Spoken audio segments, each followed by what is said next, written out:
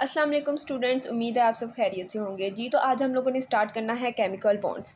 जैसे कि हमें पता है कि एटम्स जो हैं वो आपस में बहुत चीज़ें बनाते हैं मिलकर, और ये मिलकर के हमारे पास डिफरेंट तरह के सब्सटेंसेस बनाते हैं। ठीक है, अब ये सब्सटेंसेस जो हैं ये आपस में कैसे मिलते हैं, इनमें एक बॉन्ड होता है जिसको हम केमिकल बॉन्ड भी कहते हैं। ठीक है, अब वो केमिकल बॉन्ड किस वजह से बनता है, बेसिकली उसको हम कहते हैं फोर्सेस ऑफ अट्रैक्शन।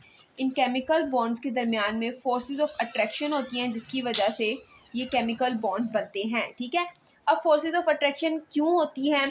अब ये जो फोर्सेस ऑफ अट्रैक्शन होती हैं ये होती हैं जो हमारे पास किसी भी एटम के वैलेंस इलेक्ट्रॉन्स होते हैं उनका रिमूव होना, ऐड होना या फिर शेयर होकर उन इलेक्ट्रॉन्स के नोबल गैस कॉन्फ़िगरेशन हासिल करना, इसको कहते हैं फोर्सेस ऑफ अट्रैक्शन। ठीक है, ये जो कि डिफरेंट तरह की होती हैं जब डिफरेंट काम होता है। तो बेसिकली हमारे जो वैलेंस इलेक्ट्रॉन होते हैं, ठीक है, एक ऐसा एटम जिसमें वैलेंस इलेक्ट्रॉन कंप्लीट नहीं है, वो नोबल गैस कॉन्फ़िगरेशन हासिल करना चाहता है, या तो वो अपने से एटम रिमूव करता है, ऐड करता है या फिर शेयर करता है। तो उसकी वजह से क्या होता है, हमारे पास उनके दरमियान में कुछ बॉन्ड्स बनते हैं, और जो वो बॉन्ड होते हैं वो हमारे पास उनके दरमियान बहुत ज़्यादा स्ट्रॉन्ग बॉन्ड्स होते हैं। ठीक है, अब हम देखेंगे कि जहाँ पर रिमूव और ऐड होता है वहाँ पर डिफरेंट तरह की फोर्स ऑफ अट्रैक्शन होती है, जहाँ पर शेयरिंग होती है वहाँ पर अलग तरह की फोर्सेज ऑफ अट्रैक्शन होती हैं। ठीक है, तो सबसे पहले जो उस चीज़ को समझने से पहले हम लोगों ने बात करनी है, वो बात करनी है हम लोगों ने मेटल्स एंड नॉन मेटल्स की। ठीक है, मेटल्स जो हैं उनके बारे में जो सबसे ज़्यादा इम्पोर्टेंट बात है, अब आप देखोगे कि हमेशा जब भी कोई फोर्स ऑफ अट्रैक्शन बनती है तो वो हमेशा मेटल और नॉन मेटल के दरमियान में बनती है। ठीक है, तो इस वजह से इसको स्टडी करना ज़्यादा ज़रूरी है। तो मेटल्स जो होते हैं वो हमारे पास इलेक्ट्रोपॉजिटिव करेक्टर होता है इनका, और नॉन मेटल जो होते हैं ये इलेक्ट्रोनेगेटिव होते हैं। तो बेसिकली ये क्यों होते हैं, ये इलेक्ट्रोपॉजिटिव इसलिए होते हैं क्योंकि ये इलेक्ट्रॉन को लूज़ करते हैं, और ये इलेक्ट्रोनेगेटिव इसलिए होते हैं क्योंकि ये हमारे पास इलेक्ट्रॉन को क्या करते हैं, गेन करते हैं। ठीक है, और जब ये इलेक्ट्रोपॉजिटिव होते हैं तो इनकी आयोनाइजेशन एनर्जी जो होती है वो भी लो होती है इस वजह से, और इनकी आयोनाइजेशन एनर्जी जो होती है वो हाई हो जाती है। ठीक है, इसमें अब हम एग्जांपल वाइज पढ़ लेते हैं। एग्जांपल में अगर हम देखें तो सोडियम जो है वो हमारे पास क्या करता है, अपना एक इलेक्ट्रॉन रिलीज करता है।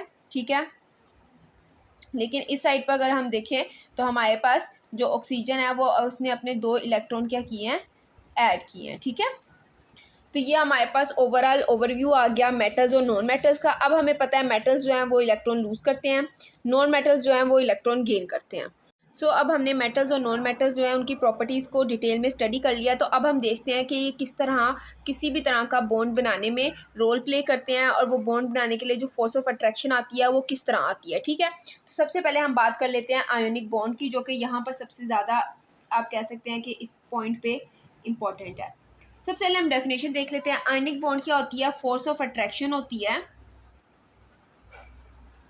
Between positively charge metal atom and negative charge non metal atom. ठीक है, नेगेटिव चार्ज जो होता है वो नॉन मेटल होता है, जबकि पॉजिटिव चार्ज जो मेटल होता है, इन दोनों के दरमियान में जो फोर्स ऑफ अट्रैक्शन आती है, क्यों आती है, क्योंकि हम लोगों ने स्टडी किया है कि हमारे पास जो अपोजिट चार्जेस होते हैं वो हमेशा एक दूसरे को क्या करते हैं, अट्रैक्ट करते हैं। उनकी फोर्स ऑफ अट्रैक्शन की वजह से हमारे पास क्या बन रहा है, बॉन्ड बन रहा है, जिसको हमने कहा है आयोनिक बॉन्ड। ठीक है, और ये आयोनिक बॉन्ड क्यों बनता है, क्योंकि 2 एटम्स होते हैं। ठीक है, उसमें से एक जो होता है पॉजिटिव वाला मेटल, वो अपने में से क्या करता है, लूज़ करता है इलेक्ट्रॉन। ठीक है, और अपना वो जो लूज़ वाला इलेक्ट्रॉन है वो किसको देता है, नॉन मेटल को, और नॉन मेटल उसको गेन करके क्या करता है, इलेक्ट्रॉनिक कॉन्फ़िगरेशन हासिल कर लेता है, और इस तरह उन दोनों के दरमियान में क्या आ जाती है, बेसिक दोनों नोबल गैस इलेक्ट्रॉनिक कॉन्फ़िगरेशन हासिल कर लेते हैं, और दोनों के दरमियान में क्या आ जाती है, एक केमिकल बॉन्ड, एक फोर्स ऑफ अट्रैक्शन बन जाती है। ठीक है,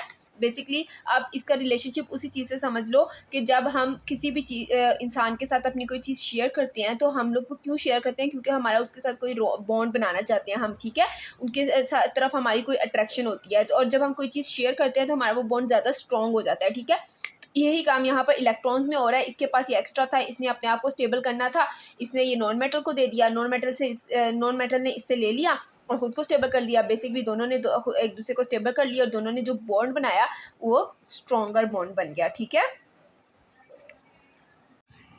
हमारे पास एक पॉजिटिव आयन बनता है और एक नेगेटिव आयन बनता है। जो पॉजिटिव आयन होता है उसको हम कैटाइन कहते हैं और जो नेगेटिव आयन बनता है उसको हम एनाइन कहते हैं, ठीक है। पॉजिटिव वो होता है जो हमारे पास लूज करता है, नेगेटिव वो होता है जो हमारे पास गेन ऑफ इलेक्ट्रॉन करता है। इसकी एग्जांपल हम सिंपल एक कंपाउंड को पढ़ लेते हैं, ठीक है। NaCl एक बहुत कॉमन आयोनिक कंपाउंड है।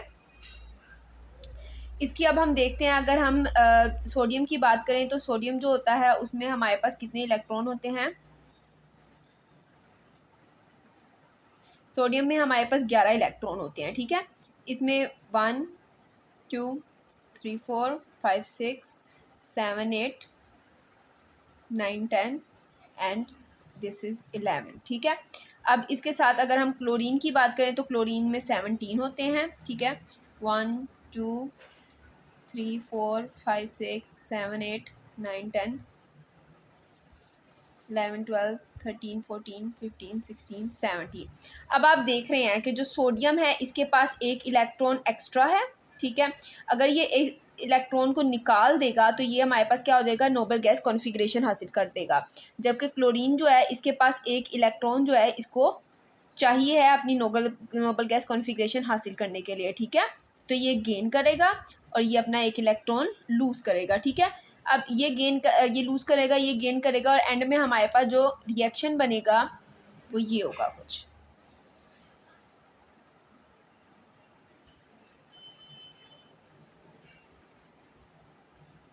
यहाँ पर 10 इलेक्ट्रॉन हो जाएंगे, ठीक है। और ये जो है ये पॉजिटिव बन जाएगा। और जबकि इसके मुकाबले में अगर हम दूसरे की बात करें, क्लोरीन की बात करें, तो क्लोरीन जो है वो इलेक्ट्रॉन ले लेगा और ये नेगेटिव हो जाएगा, ठीक है। और ये नेगेटिव हो जाएगा, ठीक है।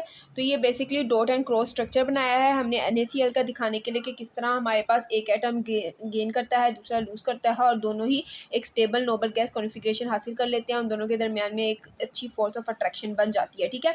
लेकिन आप लोगों ने एक बात याद रखनी है कि आयनिक बॉन्ड जो होते हैं वो हमेशा जो होते हैं ना, ionic bond neutral in nature होते हैं। न्यूट्रल क्यों होते हैं? क्योंकि जितना पॉजिटिव होता है उतना ही नेगेटिव होता है। पॉजिटिव और नेगेटिव बिल्कुल जो होता है वो इक्वल क्वांटिटी में होता है, ठीक है। अगर ये ज़रा से भी ऊपर नीचे होगा तो वो आयोनिक बॉन्ड की फॉर्मेशन नहीं होगी, ठीक है। तो ये एक इंपॉर्टेंट पॉइंट है। सो नेक्स्ट जो कोवलेंट बॉन्ड बनता है उसमें हमारे पास क्या होता है, बेसिकली कोवलेंट बॉन्ड जो होता है वो होता है हमारे पास शेयरिंग ऑफ इलेक्ट्रॉन्स। ना कोई किसी को इलेक्ट्रॉन देता है ना कोई किसी से इलेक्ट्रॉन लेता है। इसमें शेयरिंग ऑफ इलेक्ट्रॉन होती है जिसमें जो अट्रैक्शन होती है ना वो दोनों न्यूक्लियाई के दरमियान में होती है, ठीक है। बेसिकली जो इलेक्ट्रॉन होते हैं उनके ऊपर जो अट्रैक्शन होती है ना वो बोथ न्यूक्लियाई की होती है, ठीक है। अब इसको हम स्टडी करते हैं। बेसिकली कोवलेंट बॉन्ड में क्या होता है कि कोवलेंट बॉन्ड में जैसे कि अगर हम बात कर लेते हैं हाइड्रोजन की, बात कर लेते हैं H2, ठीक है। हाइड्रोजन के पास H2 की अगर हम फॉर्मेशन करें ना तो हाइड्रोजन के पास एक इलेक्ट्रॉन है, इस हाइड्रोजन के पास भी एक ही इलेक्ट्रॉन है। अब इन दोनों को ही एक एक इलेक्ट्रॉन चाहिए नोबल गैस कॉन्फ़िगरेशन हासिल करने के लिए। तो बेसिकली ये क्या करते हैं कि ये दोनों अपने एक एक इलेक्ट्रॉन को शेयर कर लेते हैं, ठीक है। और ये क्या हो गया, दोनों के पास दो दो हो गए और इनकी हमारे पास क्या हो गई, नोबल गैस कॉन्फ़िगरेशन हासिल हो गई और ये हमारे पास कोवलेंट बॉन्ड बन गया, ठीक है। अब अगर हम देखें कुछ दूसरी एग्जांपल्स में कि फ्लोरीन की जैसे बात आ जाती है, नाइट्रोजन की बात आ जाती है, ये सब भी ऐसे ही हैं, ठीक है। अब अगर आप लोग फ्लोरीन का देखें ना तो फ्लोरीन की जो वैलेंस शेल है ना उसमें कितने इलेक्ट्रॉन्स हैं, 7, ठीक है। अब इन 7 को अब हम लोग कंप्लीट करते हैं, किस तरह होते हैं। ये एक फ्लोरीन है, इसके पास कितने हैं, 1 2 3 4 5 6 एंड 7। ये दूसरा फ्लोरीन आ गया, ठीक है। इसके पास कितने हैं, 1 2 3 4 5 6 7, ठीक है। अब इसको भी एक इलेक्ट्रॉन चाहिए, इसको भी एक इलेक्ट्रॉन चाहिए 8 वाला डुप्लेट रूल अप्लाई करने के लिए। तो ये दोनों क्या करते हैं, ये दोनों अपने इलेक्ट्रॉन्स को शेयर कर लेते हैं, ठीक है। और ऐसे हमारे पास क्या हो जाता है, कंप्लीट डुप्लेट रूल इनका बन जाता है, ठीक है।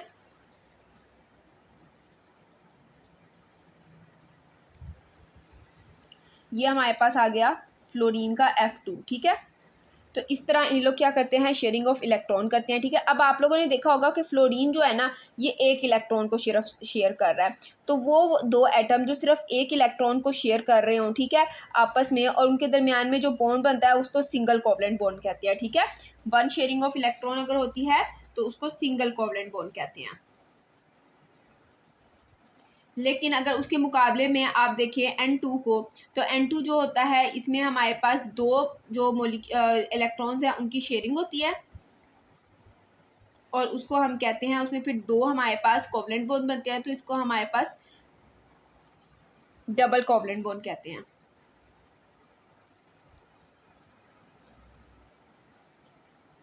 सॉरी, ऑक्सीजन जो होता है, और नाइट्रोजन जो होता है उसमें 3 इलेक्ट्रॉन शेयर होते हैं, तो उस वजह से हम ट्रिपल कोवलेंट बॉन्ड कहते हैं, ठीक है।